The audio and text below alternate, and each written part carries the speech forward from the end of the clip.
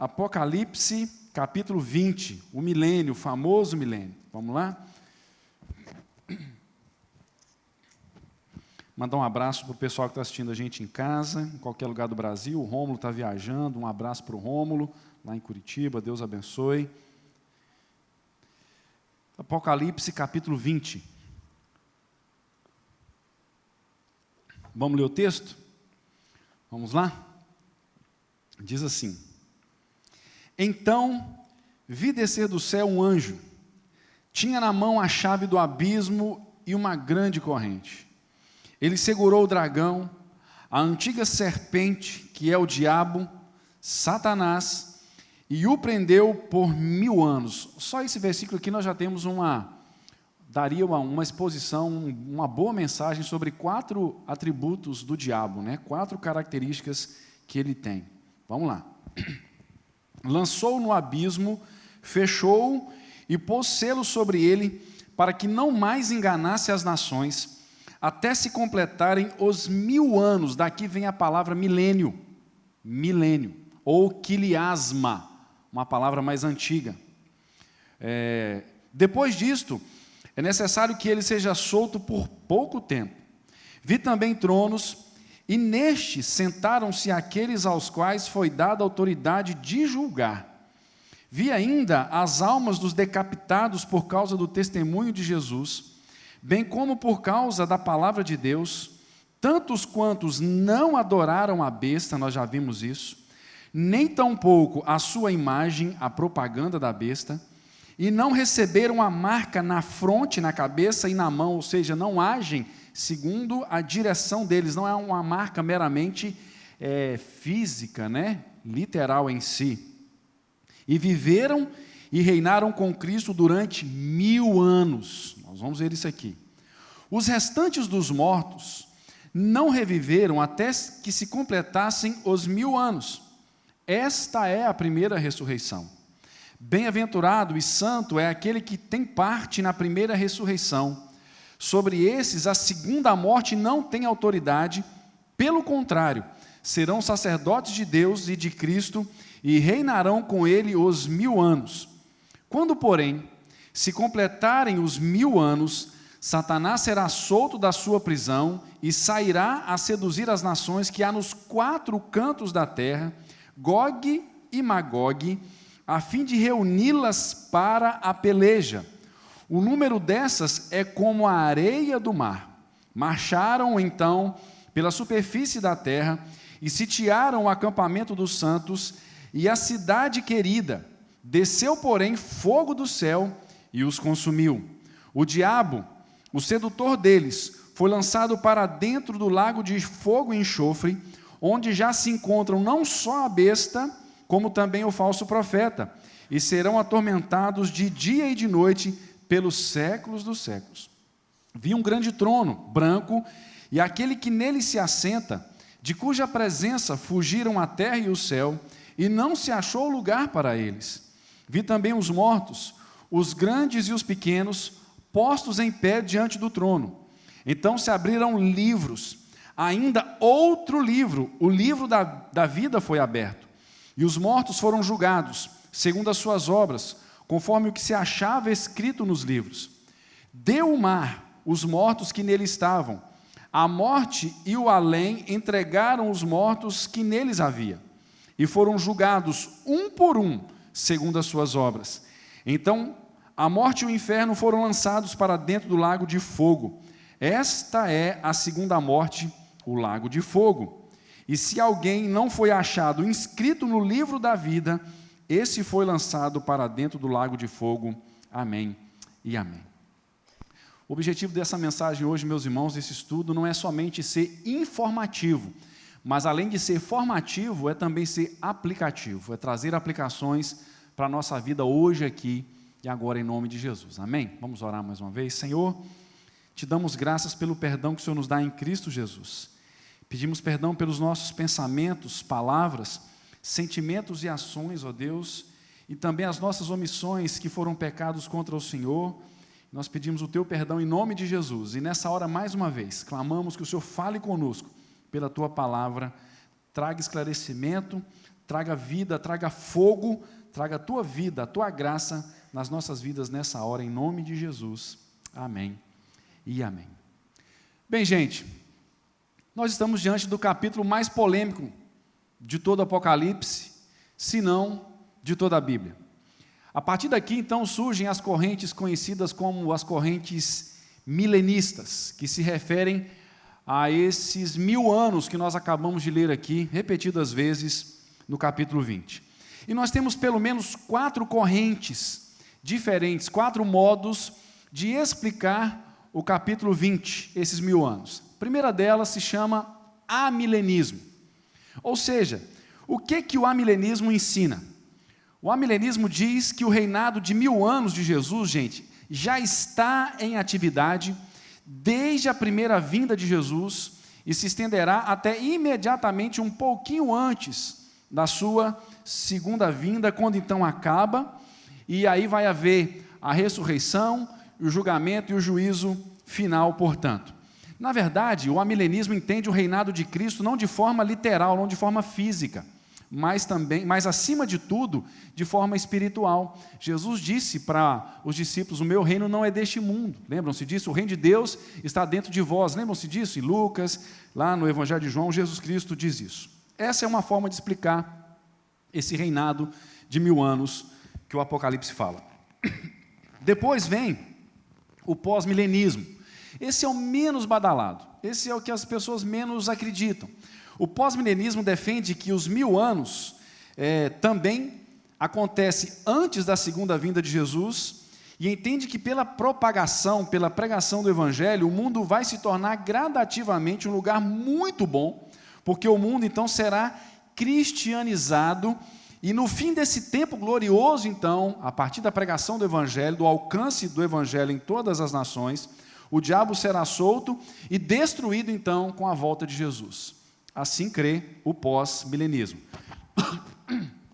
Depois vem o pré-milenismo histórico. Aí nós já começamos a falar da posição que mais exerce fascínio sobre as pessoas. Até as crianças na escola sabem um pouquinho do pré-milenismo. É o mais divulgado porque ele é um pouco mais assim fantástico no seu entendimento. Mas nós temos aqui então o pré-milenismo histórico, ou seja, o milênio acontece após a volta de Jesus. Eles interpretam Apocalipse 20, do versículo 1 ao versículo 10, de forma literal. O milênio começa com a volta de Jesus, que reina então sobre a terra durante 1000 anos, a partir de Jerusalém, lá de Jerusalém. Será uma era dourada, e no fim deste milênio, Satanás então é solto e convence as nações a lutarem contra Jerusalém. E nessa luta contra Jerusalém, que é descrita aqui no texto como Gog e Magog, desce então fogo do céu, consome os rebeldes, então vem o juízo final e aí inaugura-se a eternidade. Assim crê o pré-milenismo histórico. E vem a quarta posição, que é o pré-milenismo dispensacionalista. Esse vê a volta de Jesus em 2 tempos, de 2 maneiras. Primeiro acontece o arrebatamento dos salvos, é quando a gente canta aquele cântico, né? O mercado está vazio, seu trabalho já parou. Quem já não cantou esse cântico, né?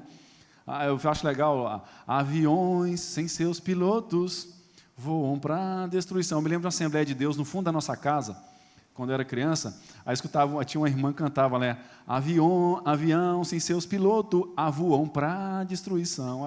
Eu lembro até hoje. Voam, né? Mas eles creem num arrebatamento que vai ser secreto.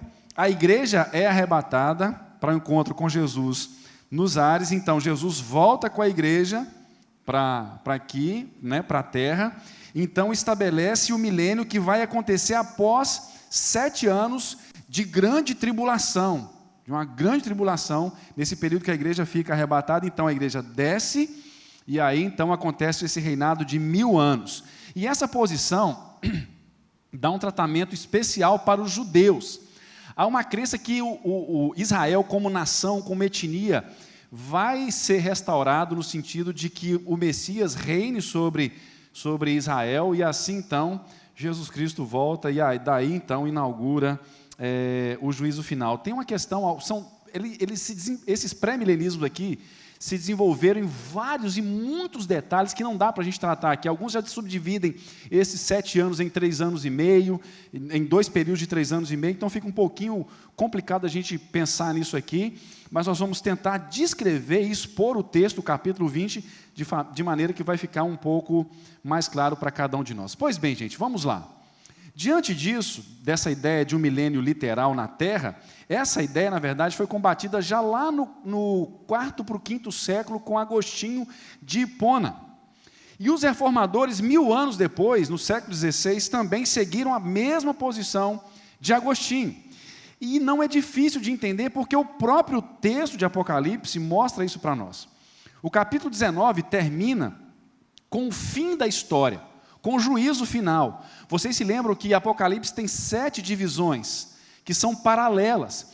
E cada divisão dessa, do capítulo 1 ao 3, do 4 ao 6, do 7 ao 9, do 7 ao 11, do 11 ao 14, todas essas divisões, elas descrevem para nós da primeira à segunda vinda de Jesus, de maneira que o capítulo 20, então, de Apocalipse, inaugura novamente uma nova seção que é paralela às demais. O que acontece não é uma progressão cronológica, mas é uma progressão de explicações de acontecimentos que vão piorando. Por exemplo, os selos e as trombetas parecem-se demais.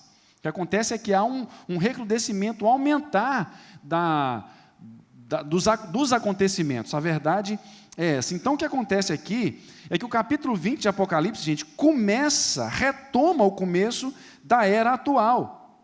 E aqui começa outra seção paralela, então, dessas divisões que nós acabamos de descrever para vocês aqui. Então, gente, o milênio, na verdade, antecede a segunda vinda de Jesus e não sucede a volta de Jesus Cristo. E um milênio literal, um reino literal e físico hoje, nessa era, que é o que descreve aqui Apocalipse capítulo 20, seria muito difícil de defender. É muito difícil de defender e nós vamos apresentar aí 8 razões porque esse milênio, esse reinado físico e literal aqui, de 1000 anos aqui nessa era, é muito difícil de defender. Vamos ver por quê? Primeiro, o Novo Testamento, em outros lugares do Novo Testamento, não se fala desse reinado literal de 1000 anos. Nem nos Evangelhos, nem nas cartas paulinas, nem em Atos e também em nenhuma das epístolas das cartas gerais. Não, em nenhum outro lugar fala a respeito disso. Segundo, o Novo Testamento, gente, ensina uma única volta de Jesus. Jesus não volta secretamente para alguns e depois vai voltar visivelmente para todos. Isso não está descrito na Bíblia. O próprio Jesus, lá no sermão profético, em Mateus, em Marcos, ele fala isso. Só vai haver mais uma vinda de Jesus. Apenas isso, não tem como. Terceiro, interpretar, gente, um número de forma literal num livro de simbolismos é um obstáculo também a se considerar, porque há pessoas que creem, no caso os pré-milenistas, que vai ser um período exato de 1000 anos. E como nós vimos, uma das características dos apocalipses, da literatura apocalíptica, e não seria diferente, não pode ser diferente quanto ao apocalipse canônico, inspirado, que é o que nós temos, que é o Apocalipse de João, não é diferente. A linguagem é simbólica, o número é carregado de simbolismos. Quarto lugar, o milênio propõe um reinado físico, enquanto o seu ensino, ou seja, o ensino de Jesus, mostra que o seu reino é espiritual. Já fizemos uma referência a esse reinado espiritual de Jesus Cristo. Quinta razão porque esse milênio literal e físico aqui na Terra, nesse período, no período que nós estamos vivendo, não é possível. É que no Novo Testamento, os judeus e gentios têm a sua distinção abolida. Porque os pré-milenistas creem que quando Israel se converter todo a Deus, alguns defendem isso, então vai inaugurar o milênio, mas se esquecem de que não há para Deus diferença a mais. O Israel de Deus é a igreja, e a igreja é composta tanto de judeus quanto de gentios, e aí é todo aquele que crê, Romanos 1,16 fala isso, Se você quiser anotar para conferir depois, Efésios 2, 14, 19, diz isso, e Colossenses 3, 11. Foi quebrada essa barreira de separação, de maneira que o Israel de Deus, nos tempos de Jesus para cá, somos nós. Sou eu e é você. É a igreja de Jesus. Então não tem como defender o milênio pensando nessa possível conversão de Israel, do Israel étnico. Sexta razão porque esse milênio terreno e físico é difícil de defender. É porque o milênio ensina o milênio terreno ensina duas ressurreições, a dos crentes antes do milênio e a dos ímpios depois do milênio. Porém, gente, a Bíblia fala de uma ressurreição só. Vários textos estão aí do Evangelho de João para comprovar essa verdade, e tem outros textos também. Sétimo, como entender que as nações ficarão sob o reinado de Jesus durante 1000 anos e depois se rebelam contra ele? Como que explica isso? Só lembrando um detalhezinho também que eu não coloquei aqui, é que alguns defendem que nesse arrebatamento e nesse período de 7 anos, dessa grande tribulação em que a igreja não estará aqui, haverá uma possibilidade de salvação, mas alguns até revisaram essa posição, e ela é recente, mas há alguns anos disseram que o Espírito então seria retirado, mas ficaria ainda, os ímpios ficariam aqui, e haveria uma possibilidade de salvação. Mas aí nós lembramos do Evangelho de João, capítulo 16, como as pessoas iriam se converter a Jesus Cristo sem a ação do Espírito Santo. Nós só reconhecemos a Jesus como Salvador. Um homem, uma mulher só reconhece os seus pecados porque o Espírito Santo de Deus agiu, porque é Ele que nos convence do pecado, da justiça e do juízo. E João 3 diz que é o Espírito Santo que é livre, que age no nosso coração para projetar a regeneração, o novo nascimento, a nossa conversão. Isso dificulta mais ainda essa ideia dessa volta de Jesus em 2 tempos. Ok? Em 8º lugar, o Novo Testamento também ensina que o juízo final é universal e segue imediatamente a segunda vinda de Jesus. Os textos que nós vemos, outros textos do Novo Testamento, mostram para nós essa volta de Jesus, que então inaugura o juízo final e inaugura também a eternidade. Mas o milênio terreno ensina que acontece 1000 anos depois, da segunda vinda de Jesus, e só também para os incrédulos. Nós vamos passar também pelo julgamento final, mas nós vamos ver depois como que isso acontece. Beleza, gente? Como na aula de escola dominical não dá para perguntar, né? Mas depois pode anotar perguntas aí para complicar a minha vida, né? E, enfim, que os crentes têm uma cabeça boa, e eu acho legal isso, desafia a gente. É ótimo isso. Não existe enriquecimento sem a gente ser desafiado. Então, pode anotar a sua perguntinha também aí e me passar, quem sabe a gente responde na próxima quarta. Então, o que é o milênio? O que é o milênio? David Martin Lloyd Jones define o milênio como uma figura simbólica, perceba isso, com o intuito de indicar a perfeita extensão de tempo, conhecida de Deus, e unicamente de Deus, entre a primeira e a segunda vindas de Jesus Cristo. Isso é o milênio, gente. Portanto, preste atenção nisso, nós já estamos vivendo o milênio. Se nós estamos pensando que serão os nossos filhos, os nossos netos, bisnetos, que vão enfrentar o milênio, e a gente tem que ficar se preparando para eles, preparar o mundo para eles, meus irmãos, esqueça. Se a gente está achando que ainda vai ter que acontecer uma coisa para... Agora sim, nossa, agora Israel assinou um tratado lá, está soltando míssil não sei aonde, agora sim, agora eu vou consertar minha vida com Jesus. Não existe isso. Nós já vivemos esse tempo. Nós não sabemos direito, uma coisa nós sabemos, não são 1000 anos literais. É um tempo definido e determinado que Deus sabe entre a primeira vinda de Jesus e a segunda vinda. E nós estamos nesse sanduíche aí, sanduichados nisso aí. Estamos dentro disso e temos que nos preparar. Pois bem, gente, o que vemos então em Apocalipse capítulo 20, depois dessa longa introdução? Tudo que nós veremos aqui refere-se ao tempo que nós estamos vivendo. Primeiro, Apocalipse capítulo 20 nos mostra, em primeiro lugar, a prisão de Satanás. Do versículo 1 ao versículo 3 nós vemos isso. Mas nós perguntamos, em primeiro lugar, o que significa a prisão de Satanás?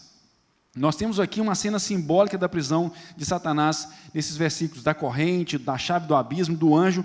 Isso não é literal, gente. Sabe por quê? Porque um espírito não pode ser amarrado com corrente. Essa prisão aqui de Satanás simboliza a limitação do poder de Satanás. Ele não pode agir livremente. Lembra-se de Jó? Quando ele foi lá tentar Jó, ele teve que pedir a Deus antes para fazer o que fez com a vida de Jó. Então o diabo, ele tem o seu poder limitado por Deus. É exatamente isso que significa a prisão de Satanás. Não é uma prisão absoluta, é a limitação da sua atuação e do seu poder. Uma segunda pergunta: o que significa que Satanás não pode mais enganar as nações? A prisão de Satanás, gente, tem a ver com a primeira vinda de Jesus. E vários textos mostram isso, que ele foi amarrado na primeira vinda de Jesus. Mateus 12, 29, Jesus fala que você não pode entrar na casa do valente sem antes primeiro amarrá-lo. Jesus está fazendo referência ao seu ministério.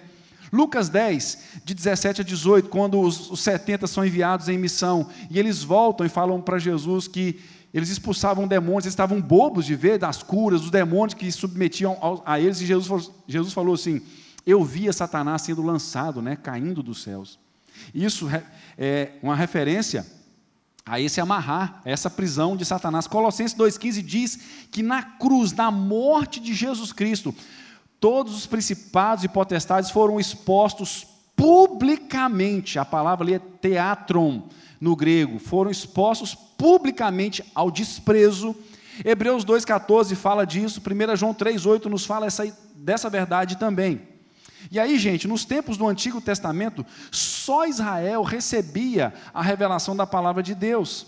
Mas com a vinda de Cristo, hoje, de lá para cá, todas as nações ouviram, ouvem e ouvirão o Evangelho. E o diabo não pode deter o avanço da igreja. E é por isso que nós continuamos pregando o Evangelho. Mateus 16, 18 diz que as portas do inferno não prevalecerão contra a igreja. E Deus tem o seu caminhar, tem a sua ação. E, na verdade, então, o que acontece é que Satanás não consegue, de jeito nenhum, deter o avanço do Evangelho. Agora, gente, é claro que esse amarrar, essa limitação do poder de Satanás, não significa que ele esteja totalmente inativo. Ele age contra nós, mas não pode impedir, e ele age contra nós dentro do seu campo de ação. Lembrando que esse amarrar de Satanás, que fala lá em Mateus, é uma corrente, é uma corda, é como um cachorro bravo, que amarra-se numa corrente, e a ação dele é do tamanho da corrente. Se a gente chegar lá, a gente sabe que ele vai morder a gente. É isso que acontece. Terceira pergunta sobre a prisão de Satanás, gente.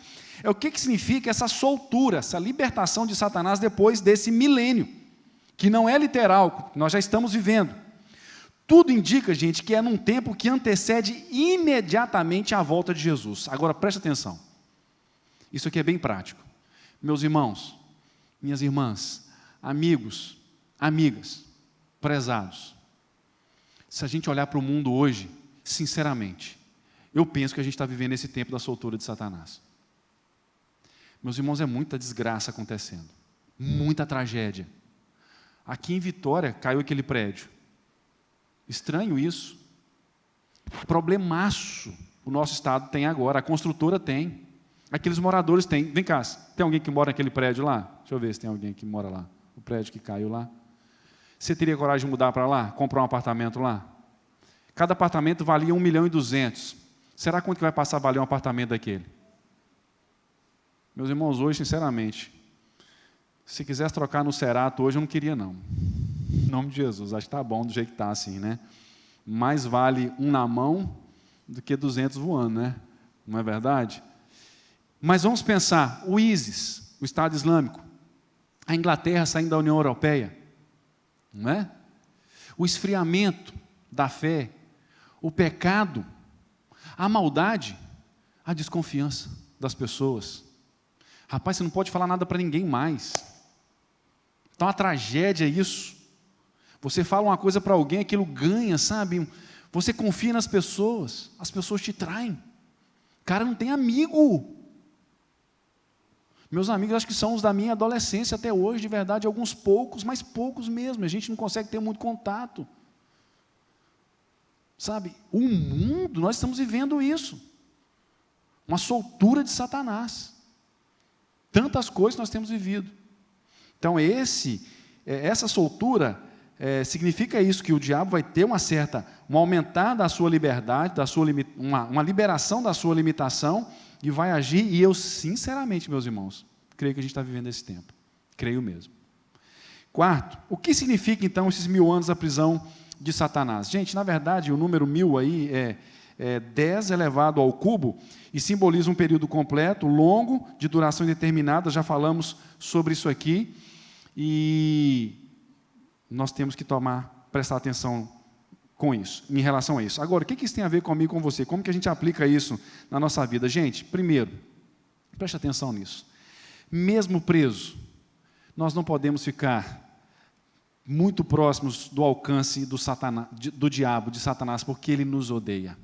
O projeto do diabo é tentar roubar, matar e destruir, se possível, as nossas vidas. E a gente não pode ficar ao alcance de Satanás. Como que a gente ficaria ao alcance de Satanás?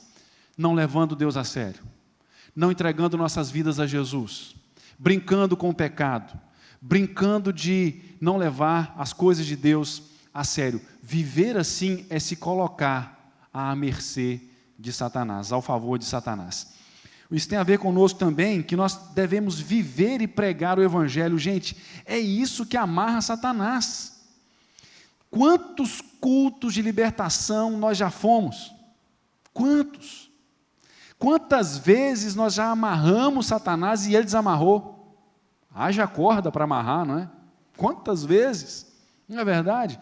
Mas quantas orações nós já fizemos para amarrar a Satanás?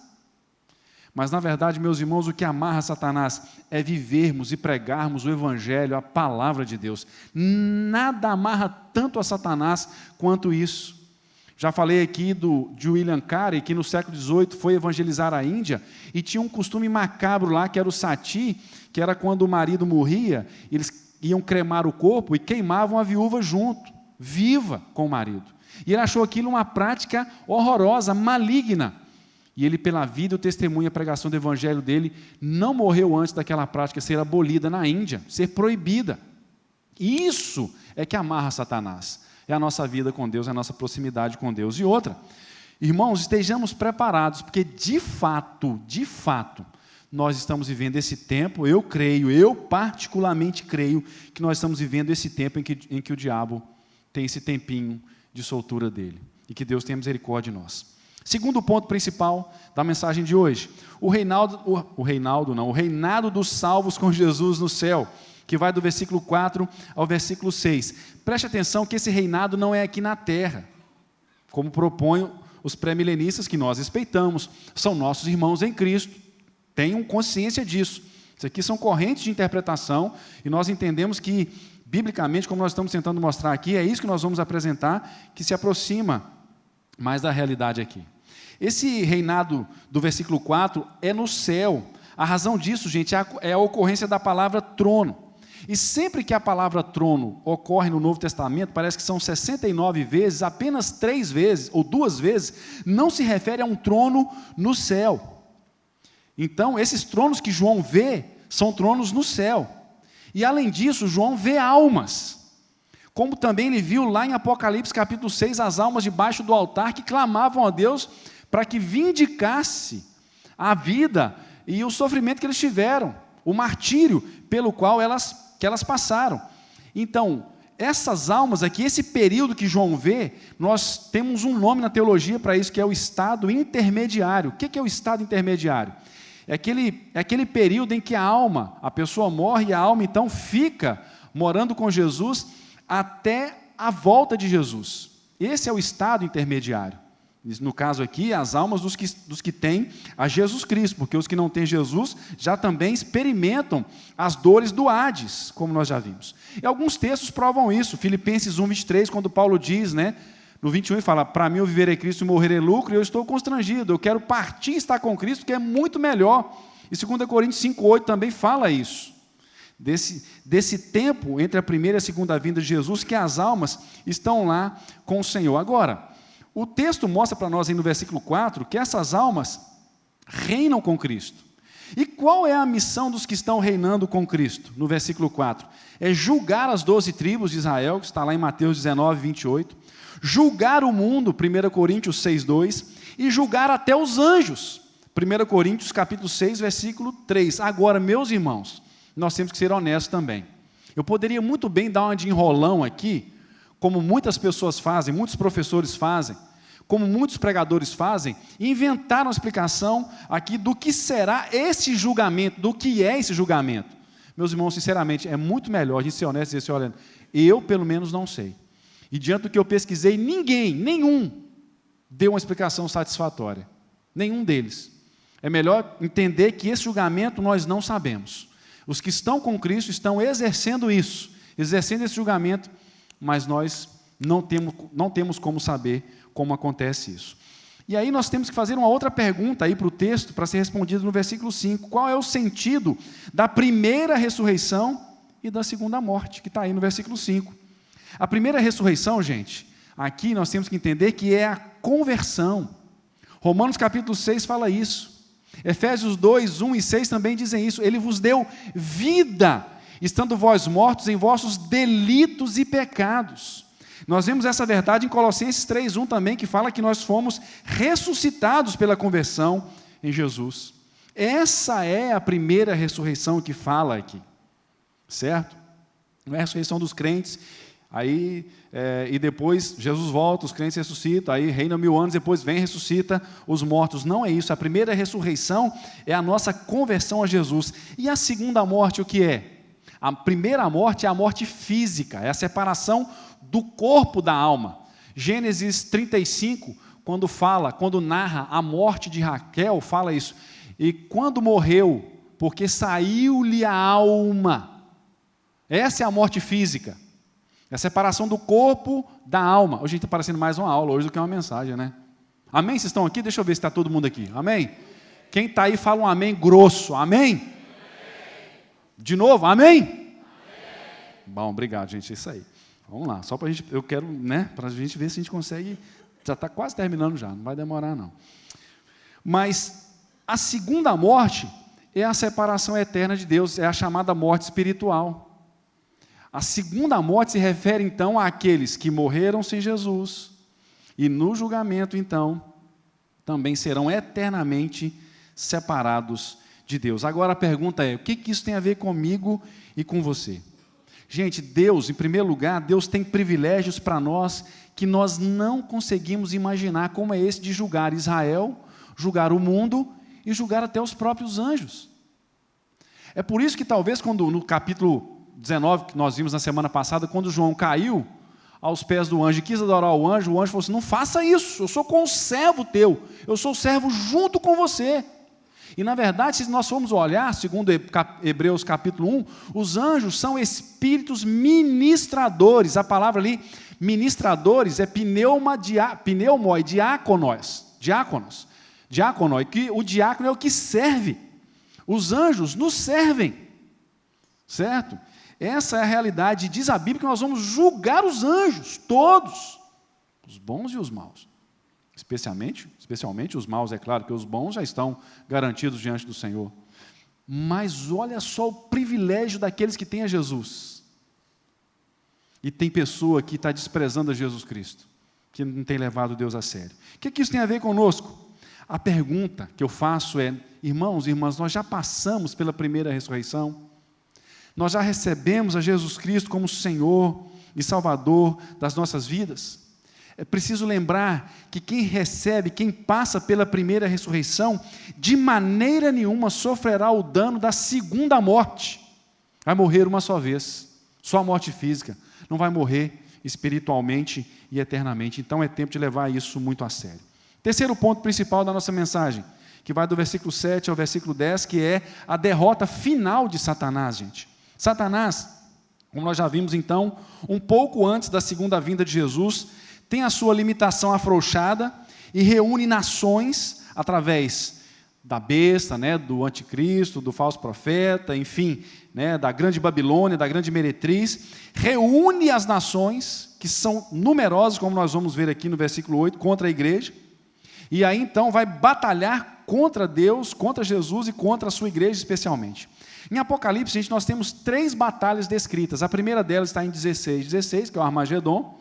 Depois, no capítulo 19, do versículo 11 ao 21, e agora aqui, em Apocalipse 20, de 7 a 10, que é chamada aqui de Gog e Magog. Essa expressão Gog e Magog são tomadas de Ezequiel 38 e 39. Só que presta atenção, essas 3 batalhas são descrições de uma batalha só, são a mesma coisa, é a batalha final contra o povo de Deus, é a batalha contra a igreja de Jesus, e a igreja de Jesus, por causa de Jesus, vence todos os seus inimigos, todos eles são derrotados, a Babilônia, que é o mundo, o anticristo, que é a besta do mar, o falso profeta, que é a besta da terra, Satanás, os ímpios e a morte, tudo é vencido nessa batalha final, que todos caem ao mesmo tempo, diante dessa batalha contra o Senhor, que o Senhor vai sair vitorioso, com certeza.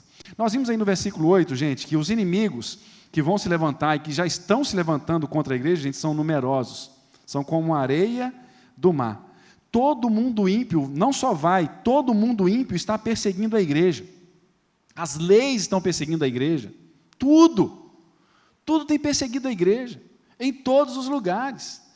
Nós, quando falamos em perseguição, gente, só pensamos em pessoas que morreram decapitadas. Mas vai dizer que no Brasil a gente não tem uma perseguição forte contra a igreja, que é uma perseguição ideológica, que é uma perseguição moral. Nós temos uma perseguição fortíssima no nosso país. E isso, então, a consciência desses inimigos numerosos devem trazer dois pensamentos para nós. Primeiro é o otimismo irreal. Infelizmente, o mundo, no tempo do fim, não vai ser um paraíso, mas vai ser sempre um lugar de tensão intensa, e já está sendo. Hoje de manhã, lembrando dessa mensagem, eu acordei pensando o seguinte: meu Deus, a gente está dentro de um caixote. A gente está preso aqui dentro, e só o Senhor sabe o que pode nos acontecer como filhos, como povo do Senhor. E também, um outro pensamento que essa ideia aqui corrige é o pessimismo doentio, gente. Aí já me pastoreou também, que não importa a fúria e o número do inimigo, nós, em Jesus Cristo, já somos mais do que vencedores por causa dele. Nada nos destrói. Nós somos igreja do Senhor. A graça de Deus está sobre nós. E nós vemos aí também que a derrota dos inimigos será repentina e completa. Nós vemos isso do versículo 9 ao versículo 10, quando fala aí, o acampamento dos santos e a cidade querida são símbolos da mesma realidade. Alguns pensam que é de Jerusalém, os pré-milenistas pensam que é lá Jerusalém literal, lá na Palestina. Mas, na verdade, essa cidade querida, o acampamento dos santos aqui, meus irmãos, sou eu e é você, é a igreja de Jesus espalhada em toda a face da terra, em todo o tempo. Que maravilha isso! E esse fogo que fala aí também é a linguagem do juízo, como foi com Sodoma e Gomorra. Agora, se lembra de uma coisa? É engraçado, quando a gente lê Gênesis, preste atenção nisso, Ló não parece ser um grande caráter. Mas quando nós vamos lá na segunda carta de Pedro, ele é elogiado como um homem sério, um homem que levava Deus a sério. E o que acontece com Ló? Deus não destruiu Sodoma e Gomorra enquanto Ló não saiu de lá, juntamente com a esposa e as filhas. Foi a graça de Deus. É assim comigo e com você. Esse fogo do juízo nós não vamos enfrentar, da condenação nós não vamos enfrentar por causa de Jesus. Agora, como que isso se aplica a mim e a você? O que isso tem a ver com a gente? A verdade é, gente, que o mal não vai perdurar para sempre. Nós estamos seguros nas mãos de Jesus. E como Ele livrou Ló de Sodoma e Gomorra, Ele vai livrar a mim e a você nesse tempo do fim também. Quarto e último lugar para a gente encerrar, aí é descrito do versículo 11 ao versículo 15, então, o juízo final. E aqui nós precisamos destacar algumas coisas para a gente caminhar para o final. Primeiro, Jesus é o juiz, é o justo juiz. No versículo 11 é descrito aí o próprio Jesus, o Deus eterno, o Deus maravilhoso, o Filho, o Cordeiro de Deus, que tira o pecado do mundo. Ele vai julgar. Ele não vem mais como advogado, agora ele vem como juiz, para aqueles que o rejeitaram como advogado diante de Deus. Segundo, os mortos ressuscitam para o julgamento, todos, salvos e ímpios, de todas as épocas e de todos os lugares, do versículo 12 ao versículo 14, onde quer que tenham morrido, eles vão voltar. Eu até costumo brincar, né, gente, talvez vai ser uma cena do Thriller, né, na música do Michael Jackson, quem tem mais de 40 anos lembra, né, daqueles lá, dos dançando lá, os caras, era massa, né, era muito legal o Thriller. Eu era menino, na época desse Thriller lá, mas eu achava muito legal. Michael Jackson dançava muito, né? Que Deus o tenha em um bom lugar, né? Deus tem misericórdia do Michael Jackson, né, gente? Já teve. Eu não sei se ele aproveitou bem isso, né? Só Deus sabe. Mas enfim, vai ser assim. Mas vai sair inteiro, completo. E quem morreu sem as pernas? Vai ressuscitar com as pernas, tudo direitinho. E quem era cego? Vai ressuscitar enxergando. Tudo direitinho, tudo. E vai ser uma ressurreição geral. Não há duas ressurreições físicas, gente. É uma só. Não vai ter uma ressurreição de salvo e depois de ímpio, não. Todo mundo vai ressuscitar. E vários textos mostram isso na Bíblia. Daniel 12:2, João 5, 28 e 29, João 6, 39, 40, 44, 54, João 11, 24, Atos 24, 15, Tessalonicenses.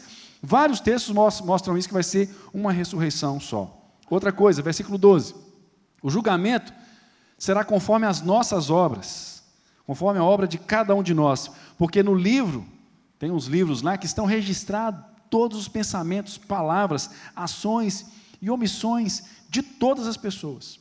Vamos para frente, Deus me livre. Jesus amado. Depois eu vou falar de novo uma coisa que eu já falei para vocês, que me ajudou muito aqui ao entender a justificação pela fé. Falei aqui, inclusive, só relembrar, e para aqueles que não estavam aqui, vão saber disso também.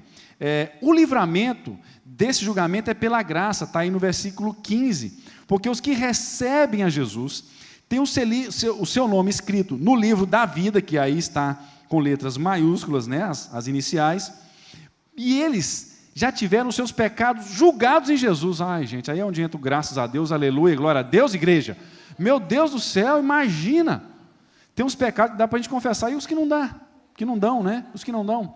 Eu ficava pensando, e mãe falasse comigo, mas no julgamento final, minha mãe não estava muito ligada na justificação pela fé, assim, direitinho os detalhes, né? E aquela pressão toda em cima de mim, falei, meu Deus do céu, né? O que eu vou fazer? Isso aqui não dá para contar para a mãe de jeito nenhum, cara. Se eu contar, minha mãe morre, ela nem me mata, ela morre. É pior, né? Mas graças a Deus, os que estão em Jesus, ao chegarem lá, lembre-se de Mateus capítulo 25. Vinde benditos de meu Pai, tomai posse do reino que vos está preparado desde a fundação do mundo. O veredito, o nosso julgamento vai ser de absolvição. Por quê? Por causa disso aqui, gente. Por causa disso aqui. A cruz de Jesus. Todos os meus pecados, do meu passado, do meu presente e do meu futuro, por causa de Jesus, por receber a Jesus como Senhor e Salvador, por crer que Ele é Deus e que eu sou pecador e preciso dEle, todos os meus pecados já foram julgados na cruz. Não é bom isso, gente? Aí mãe, beleza, tranquilo, só pode ficar sossegado, você não vai descobrir que esse pecadão meu não, graças a Deus, só os que pode confessar mesmo, né? De ninguém. Louvado seja o nome do Senhor. Gente, é a graça de Deus. A graça de Deus é a coisa mais sinistra que existe no universo. E é engraçado que a gente tem que ouvir isso do Bonovox, né? É duro, né, gente? Do Bonovox falando para o Bill Hybels. Que coisa fantástica isso, em nome de Jesus. Quinto, a morte e o inferno, gente, serão lançados no lago de fogo, versículo 14. A morte é o estado, e o Hades, que é o inferno, é o lugar. E ambos, no juízo final, serão lançados no lago de fogo. Quer dizer, o inferno ainda não é um castigo final. O inferno ainda não é o ápice da dor, do tormento. E é o lugar onde o diabo, seus anjos e os que rejeitaram a Jesus passarão a eternidade, porque o inferno foi criado para o diabo e para os seus anjos. E tem um montão de gente indo atrás do diabo, feliz da vida aqui, né? Infelizmente, alguns acham que estão felizes da vida. E sexto, os tormentos dos inimigos de Deus e dos ímpios serão eternos, está aí no versículo 10 e no versículo 15. Deixa eu só fazer uma pequena ressalva, abrir um parênteses aqui, que não é bem um parênteses, está dentro do nosso texto, a ideia, né? Mas a Bíblia, gente, não ensina nem o universalismo, nem o aniquilacionismo. O universalismo é a crença de que no final todos serão salvos, todo mundo. Deus vai ficar com dó de todo mundo, então todo mundo vai ser salvo. Isso é universalismo. Não importa do jeito que... Não importa, aí Deus vai olhar para Hitler. Tadinho do Hitler, né? Eu não sei se você está no inferno, né, gente? Desculpa, não sei. Tadinho do Hitler, né? Ou esse cara que inventou a lei do farol aceso durante o dia também, né? Não sei. E ontem lá em Vitória, eu metendo o pau nisso, descobri que tinha um irmão que participou da ideia de incentivar o farol aceso. Ainda falei, usei a expressão, corja. Aí no final ele veio falar assim, eu faço parte da corja. Aí falou, meu Deus, meu irmão, mas assim faz um trem desse, né? E os preços da multa também, enfim, vai ser desse jeito. Essa é a verdade a respeito do... A verdade não, o universalismo pensa isso, que todo mundo no final, Deus vai ficar com dó e vai salvar todo mundo. Aí tem outros que dizem o seguinte, não, quem não tem Jesus, a alma vai ser aniquilada. Esquenta a cabeça não, você vai desaparecer. Mas e os textos que falam na Bíblia da eternidade que Deus colocou no nosso coração? Como que fica? Meus irmãos, é sério isso. Agora tem uma pergunta que eu ainda vou abrir meu coração para vocês e nós vamos tentar responder junto aqui com humildade. Já que vai ser assim, por que Deus nos criou então? Não é uma boa pergunta? Mas aqui, gente, pelo amor de Deus, hein? Cabeça inteligente e temor no coração para pensar nisso. O remédio está aí, é Jesus Cristo. Vamos nos agarrar a Ele em nome de Jesus. Gente, tem uns 40 minutos que eu estou falando, tem mais? Vamos acabar isso logo? Vamos acabar? Chega, né? Nós temos que encerrar, está na hora de encerrar mesmo aqui, então. Beleza. Então nós vemos aqui descritos os tormentos. E a Bíblia descreve alguns tormentos. Algumas palavras descrevem o tormento daqueles que serão lançados no lago de fogo. Primeiro, fogo, verme que morde e não morre. Não sei se vocês já viram, conhecem Berne? Berne?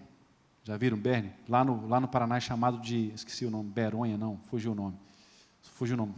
Mas eu lembro que tinha uns cachorros lá em casa que tinha aquilo. A gente ia tirar aquilo do cachorro. Rapaz, o cachorro chorava, tá? Quem tem cachorro vira-lata, né, gente? Quem tem cachorro de madame não sabe o que é isso, né? Mas verme, vergonha, falta de esperança, choro, ranger de dentes, trevas, perdição. Assim será o lago de fogo. E a gente conclui o seguinte: diante do que nós vimos hoje aqui, e diante do que nós temos visto no nosso mundo, nós não precisamos esperar nenhum sinal a mais para esperar o milênio. Ele já está acontecendo. Ou a grande tribulação já está acontecendo. Nós já estamos vivendo isso. Eu sei que tem muita gente que não acredita, mas é porque eu não fui perseguido. Sei que pensa. A igreja da China está sendo perseguida. Se você é igreja, você está sendo perseguido também. As lutas morais que nós temos, os assédios morais que temos, que as nossas irmãs aqui têm que enfrentar no trabalho. Algumas vêm e falam para a gente, isso é vontade da gente como pastor da igreja, pastor dessas irmãs, é ir lá e dar um tiro no cara, Deus me perdoe, você que está gravando isso aí, Deus me perdoe em nome de Jesus. Ou então pelo menos me bater e falar, essa dona aqui tem pastor, tá bom? Tem pai, tem mãe. Está entendendo? Difícil isso, nós temos enfrentado isso, é o mundo, é o capitalismo que lançou as mulheres no mercado de trabalho, os filhos que crescem sem mãe. Gente, eu não prestaria para ser menino hoje não, passar o dia inteiro na escola, o que é isso? É coisa de doido. Para ir na escola 3 vezes na semana era uma dificuldade, pensa, entendeu? Fazer inglês, natação, não sei o que, musculação, esse monte de coisa, é difícil demais ser menino hoje, sem mãe, os meninos querem sem mãe, gente sem mãe, você sabe o que é isso? Tem gente aqui que sabe, eu sei disso. É o tempo difícil que a gente está vivendo. Tempo muito difícil, é uma grande tribulação. E a questão é, gente, nós estamos preparados para esse fim? E aí, gente, Deus é bom, né? Nada se perde. Eu não gostava muito da banda. Teve uma música só que eu gostei, que eu achei legal, e é exatamente a música que define, que resume, de certa maneira, o nosso estudo aqui hoje. Mas até o nome da banda era ruim. É Camisa de Vênus, do Marcelo Nova, amigo do Raul Seixas. Não sei, quem conheceu essa banda aqui? O Éder eu sei que conheceu. É sim, só nós, a Dona Áurea, nossa época. Nós curtimos, Camisa de Vênus e tal. Tinha umas músicas muito doidas lá, né? E eu tinha 12 anos quando eles começaram foram lá em Patinga, foi uma confusão danada lá. Mas a letra dessa música aqui, Isso é Só o Fim, lá na década de 80, o Marcelo Nova, não sei o que passou na cabeça dele, que baseado que ele fumou, sei lá, que cocaína que ele cheirou, que livro que ele leu. Mas, cara, é bíblico. Olha só a letra. Eu até pensei em trazer, eu falei assim, não, mas vai ser muito para a cabeça da galera lá, né? Trazer o vídeo, ia falar com o Julinho, mas assim, não vou mexer nisso não. Vou mexer primeiro, e também que ia demorar, né? Também porque ia demorar. Mas a letra diz assim: se o chão abriu sob os seus pés e a segurança sumiu da faixa, só que tem que ter meio cabeça de poeta para entender também. Só tem a galera inteligente que eu sei que consegue entender. Se as peças estão todas soltas e nada mais se encaixa, aí ele canta: ô crianças, isso é só o fim, isso é só o fim. algo que você não identifica, insiste a atormentar. Você implora por proteção, não sabe como vai acabar. É o desespero que ele está de ver o mundo. Como está o mundo? E ele canta, ô crianças, isso é só o fim, isso é só o fim. E ele continua, esse calor insuportável não abranda o frio da alma. Já notou como a alma das pessoas estão frias umas com as outras?